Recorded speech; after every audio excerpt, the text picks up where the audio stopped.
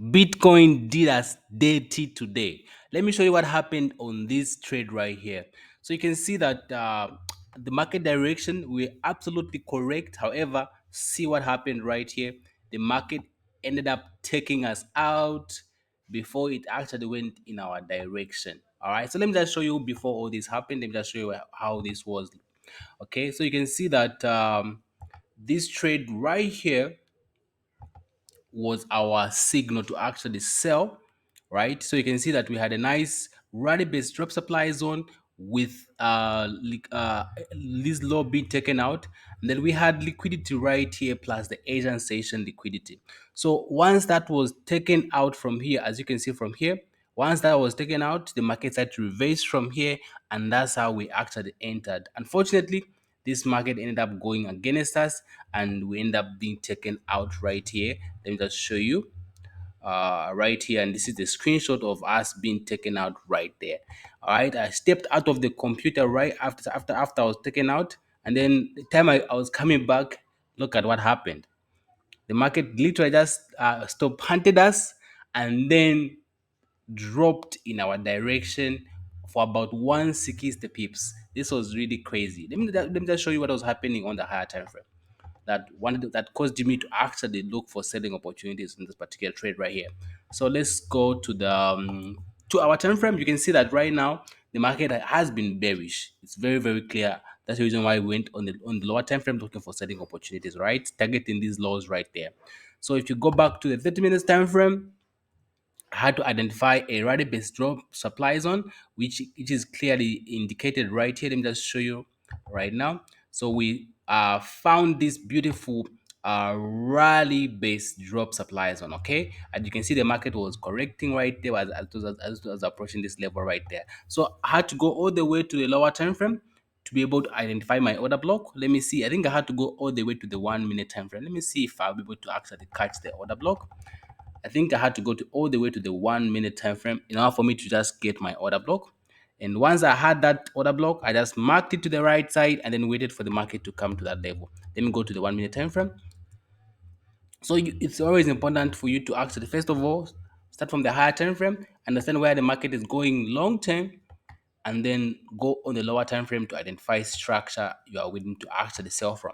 So you can see that right here we had our order block right there on the 1 minute time frame, a rally based drop supply zone right there. We had that last candle right there. We took that candle and then we took it to the right side. Okay, and then you can clearly see that this rally based drop supply zone was formed by big momentum candles, like I always preach, right? So you can see that this was formed by these big momentum candles, and these are always things that I will always look for in the market. And the market beautifully took out the liquidity right here. Let's go to the 5 minute time frame. So you can see that we also had some relative equal lows, equal highs right there. And once we entered right here, you can see that the market actually dropped a little bit, almost like 1 to 1 risk reward ratio in our direction. So we entered from here, the market dropped up to somewhere at this level right there. Let me just show you around this level right there. So the market dropped up to this area right here, and that's when we saw the market start to push to the upside, and then eventually we were taken out on this particular trade right here. It was a beautiful trade right there. So this is what ended up happening. The market pushed, took us out, kind of went back again in our favor a little bit, and then pushed out again. All right, and it's after this that we saw the market now start to drop to the lower time frame. Unfortunately, at this particular time, I wasn't in the market to be able to actually take advantage of this opportunity. As you can see from here, we saw the market now starting to form lower lows and lower highs. So this was an opportunity for us to have taken advantage. However, I wasn't in the market to be able to actually take this particular. You can see that right here, we saw the market now giving us a drop, a base, and then a drop, right? Breaking this structure. So it means that there's a rally based drop supply zone right there. So what do? You wait for the market to pull back into that area, and once that has happened, it means that you'd have taken this trade from here, and then the stop loss of course could have been on the higher on that high right there, and then you would have caught this. Imagine after being taken out, and then the market end up going all the way to where we are right now, about 160 pips right here in our direction, which would have given us about, let me just see, about right here it would have been about over 1 to 8 risk reward ratio before the retracement. So this is what ended up happening on this particular trade. The trade idea was absolutely amazing. What happened? The market actually just took us out right there. Someone can say, maybe you could have had a bigger stop loss. Yeah, a bigger stop loss would have helped, but that's not how I trade. I don't like big stop losses, right? So I have to be comfortable with these small losses, because once I just have one big win to be able to take care of all those losses right there. So you can see that if I had to put my stop loss right there, there would have been 33 pip stop loss, and I don't take trades with 33 pip stop losses, guys. We don't do that here. So my stop loss was literally under 10 pips. As you can see from here, it was about 10 pips, about 9 pips actually. Yeah, somewhere around there. It was a very, very small stop loss. And this would have turned out to be a 1 to 39 risk reward ratio, which is really, really crazy.